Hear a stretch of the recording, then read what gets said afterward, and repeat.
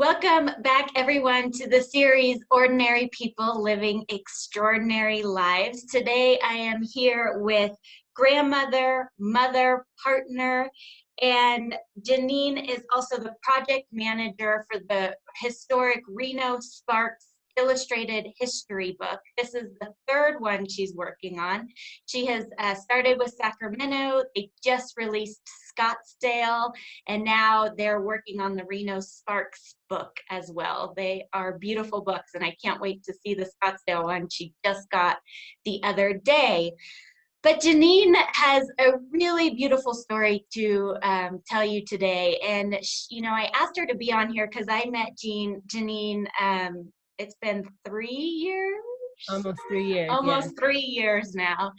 And she is always this positive, bright light and deep thinker, and someone that just wakes up every morning with a thrill for life and wants to live her life with no regrets and as full as she possibly can, and has been such a huge inspiration for me.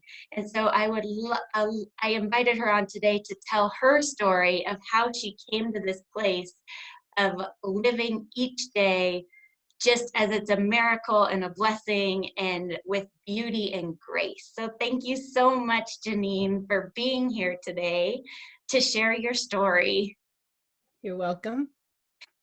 And it wasn't we talked a few days ago about your story, and it wasn't always, you didn't always have this feeling, and there was a lot of hardship you experienced in your life. And so I'd love for you just to tell everyone kind of where you were at and that tipping point that really made you step into this place you are now.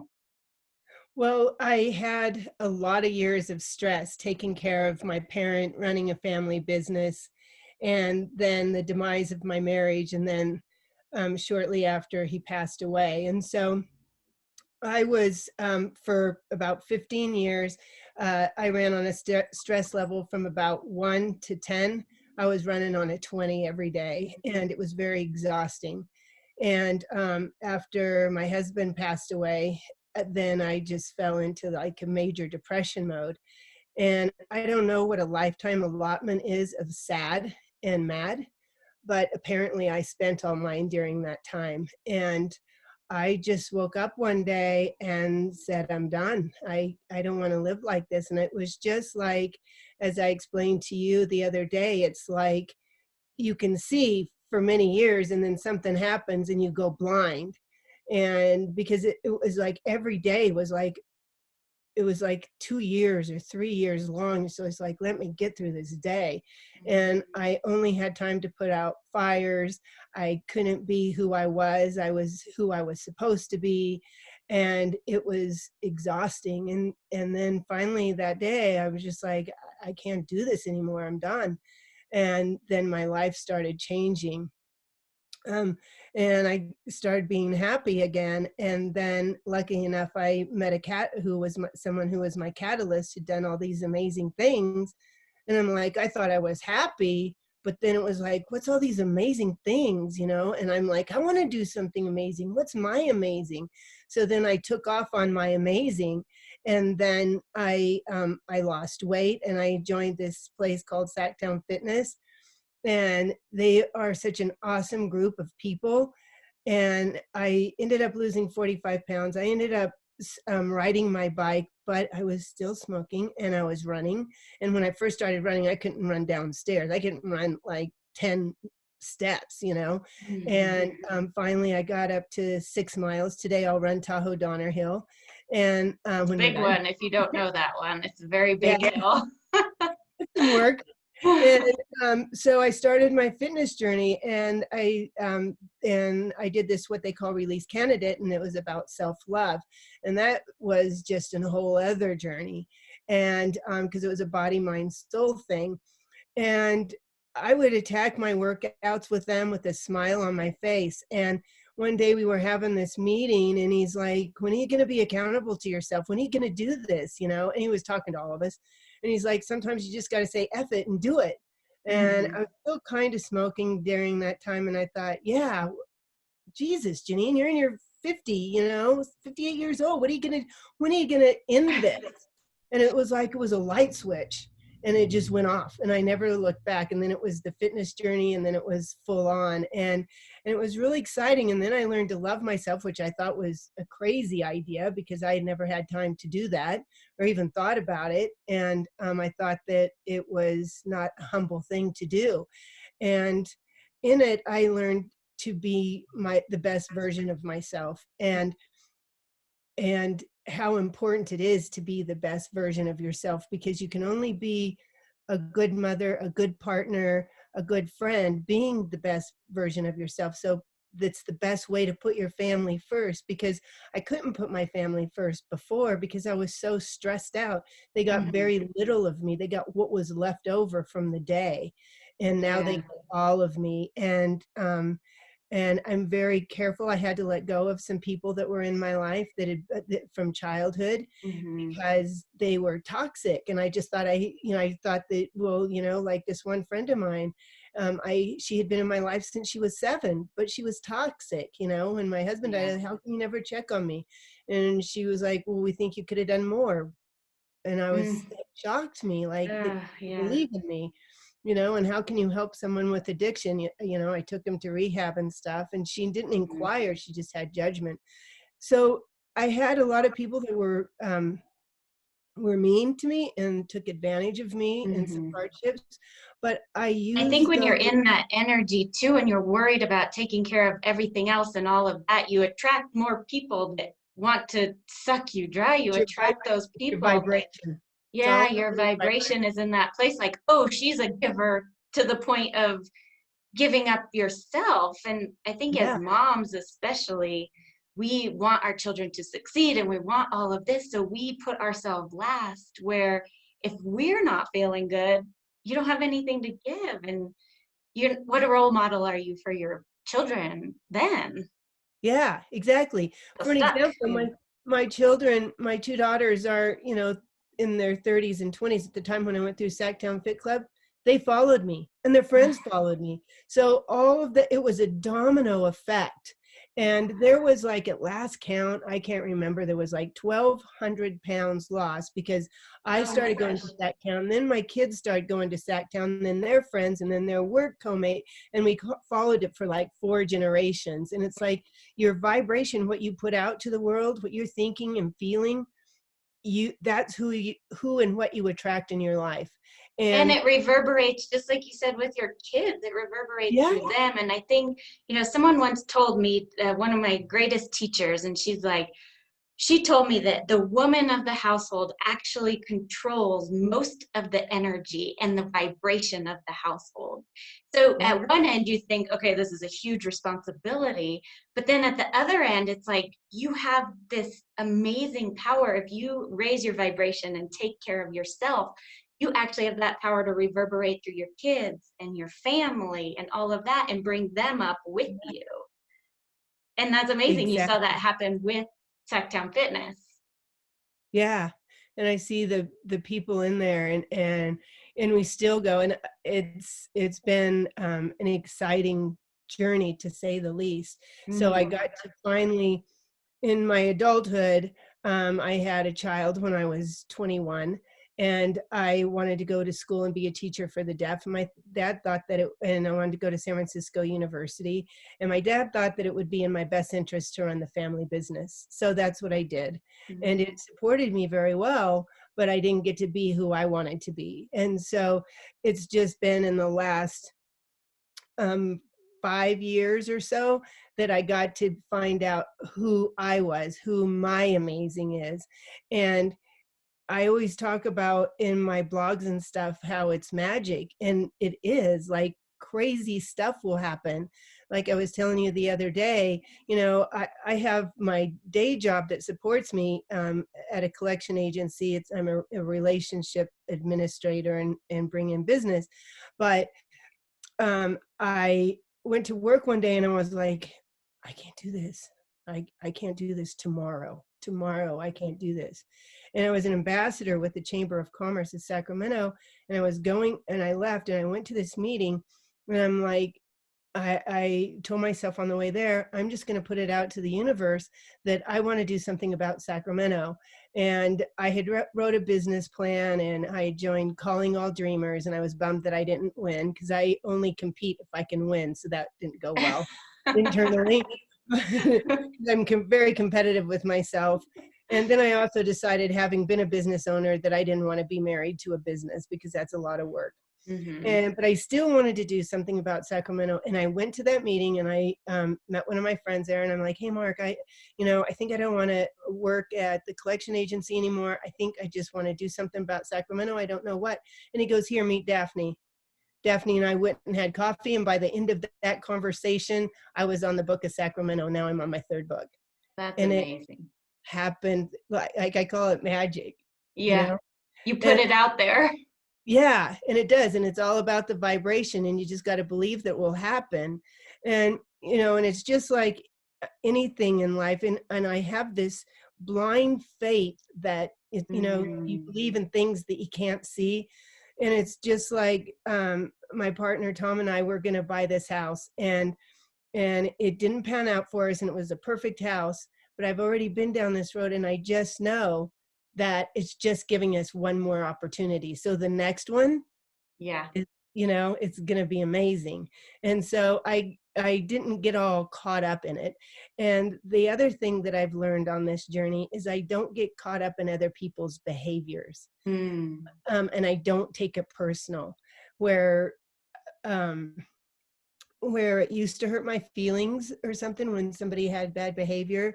And maybe it felt like it was directed to me, but it wasn't. Like my husband, for example, I really took a lot of the things that he did personal, and it just almost destroyed me. It turned out my light.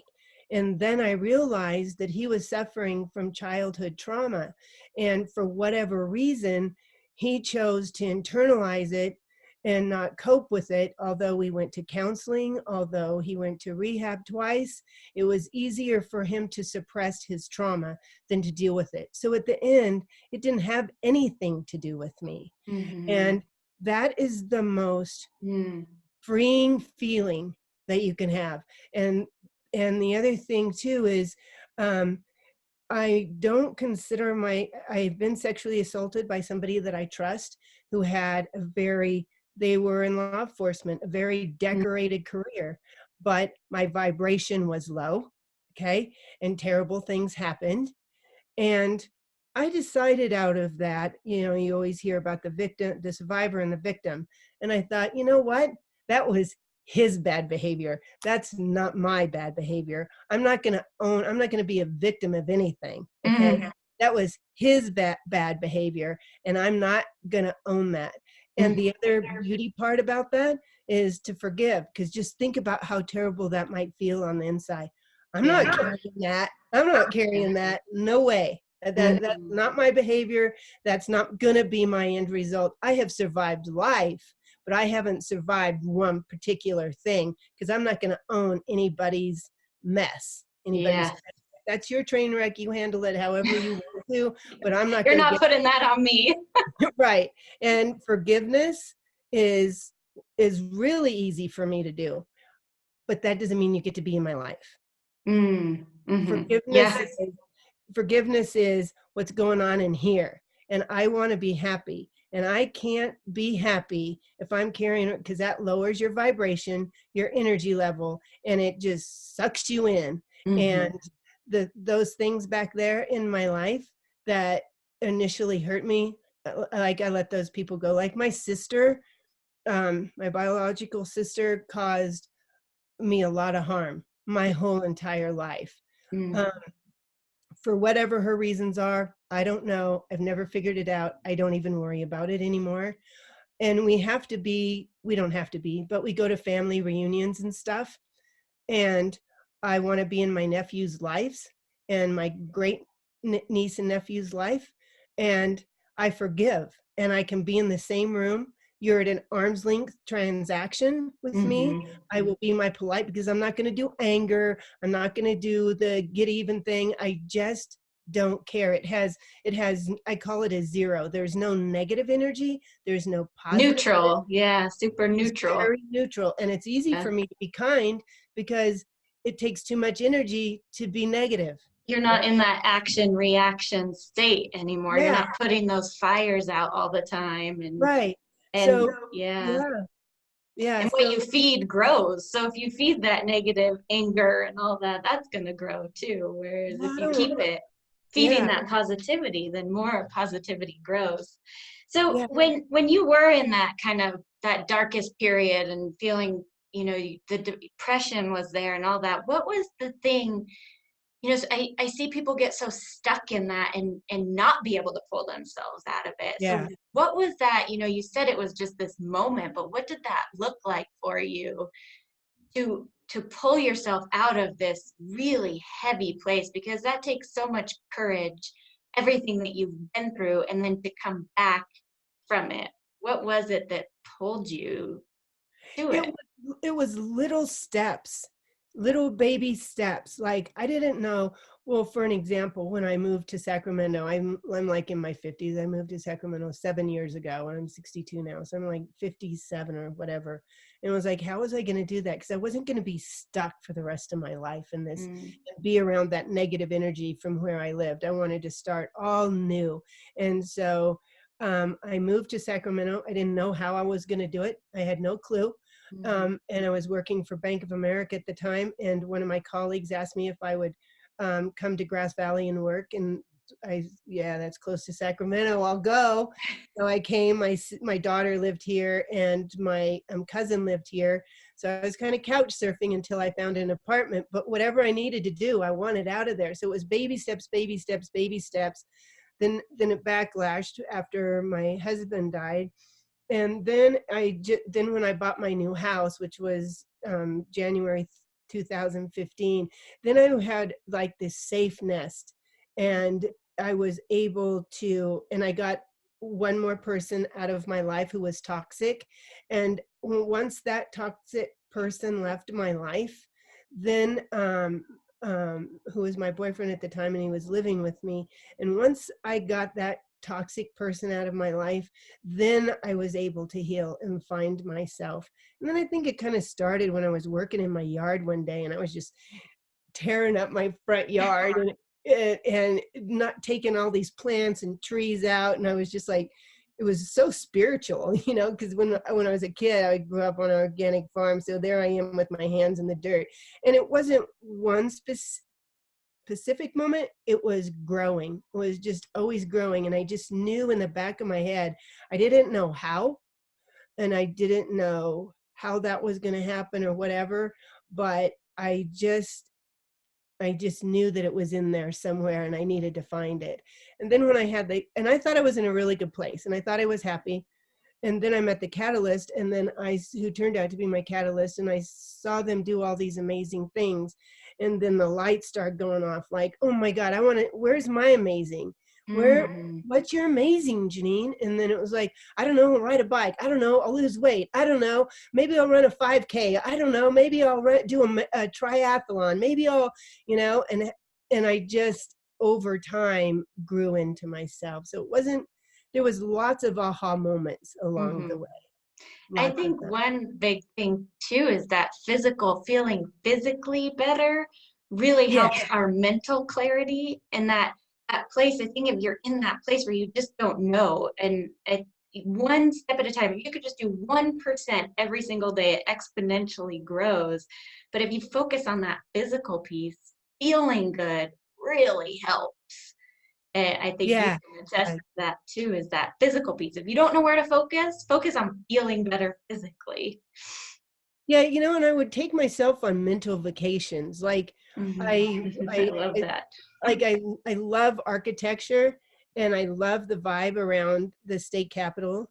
Um, and because there's so much architecture and the people and the visitors from all over the world, and there's just so much to feel there, and Yes. the gardens and stuff. And so I got to where I would just run there. That's where I started running, because I just love the vibration of it all. There's just so much there to see and do, and especially now with all the building and stuff that's going on. And so I take these little mental vacations, and I always have to have my headphones on. And, and I would ask myself, because I'm just learning how to do this, and it's like, are you tired? And I'm like, no. And it's like, well, keep going then, you know? And that's how I would push myself. Are you tired yet? Nope. Then keep going. You know, are you exhausted yet? Nope. Then keep going. And then I would just kind of mentally check out, listen to my music, and just take in my surroundings. It was fun. And when, you know, now you've gotten to this place that you feel so aligned with who you are. And Yeah. I think that's something that's so beautiful, is just accepting and finding out exactly who you are gives us so much freedom in a world that's filled with, we should be this, we should be that, we need to do this, we need to do that. And so was there like an aha moment that just you found yourself? I just remember a moment, especially like after I got my book gig. It was like I was saying earlier, it's like you go along in life and you can see, and then all of a sudden you're blind, and then all of a sudden one day you can see again. And I've never forgotten, the only part that I look at everything that I've been through is like, and I was saying, I'm not a survivor of anyone or any particular thing that someone's done to me, but I am a survivor of life, of all of those things. And I learned a lot, and I learned from all those negative people. I learned how to be kinder and not how to be so judgmental. And I learned to enjoy every day, every moment, like little stuff, like my grandson sends me a text that I love you. Oh my Yeah. God. That's not just to be taken for granted, you know? And Gratitude. oh yes. And so Huge. all of those things, and when the bandages came off and I could see again, every single day I wake up like, bam, this is it, you know? And I just, like, with my partner Tom, it's like, oh my God, every single day.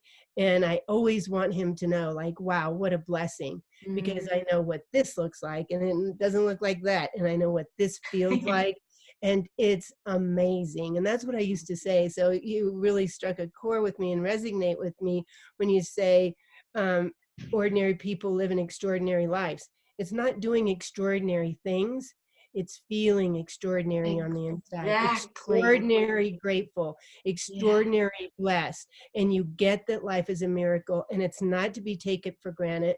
One of my best friends had an aneurysm. I almost lost her in a moment, you know, and I have had people that I lost unsuspectedly, like they're just gone. So I get that it's a miracle. And I was listening to this blogger reading this blog the other day about these people, and my girlfriend today, as we sit here and talk, she's getting chemotherapy, and she's sitting in chemotherapy with about 20 other people, and they range from 16 to 80.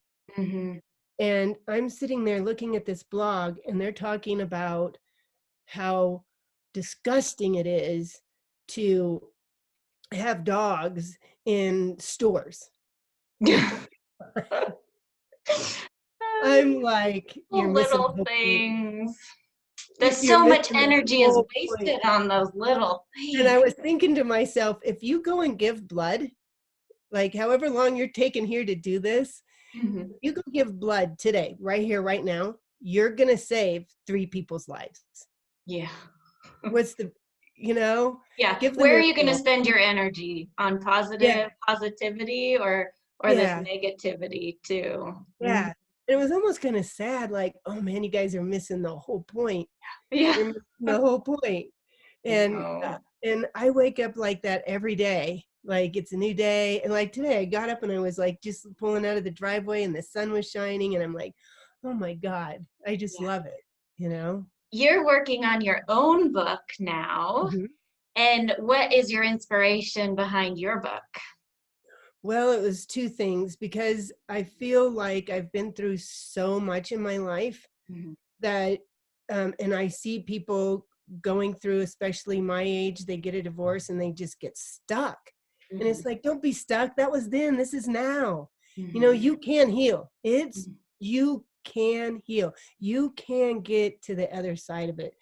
And the other thing is inspiring people to, being old has nothing to do with it. Being 62 Yes. has nothing to do with it. Yeah. I'm still It's training. never too late. Right, you're still living and breathing. You're healthy. Don't be Yeah. those people worried about the dogs in the grocery store. You Mhm.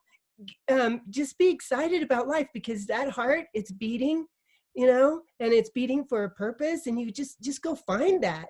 And Yeah. then the other thing is the grieving is like, it hurt so bad. I remember crying and being in the fetal position. Like I felt like I had been given a life sentence of grief. I Mhm. knew that for sure.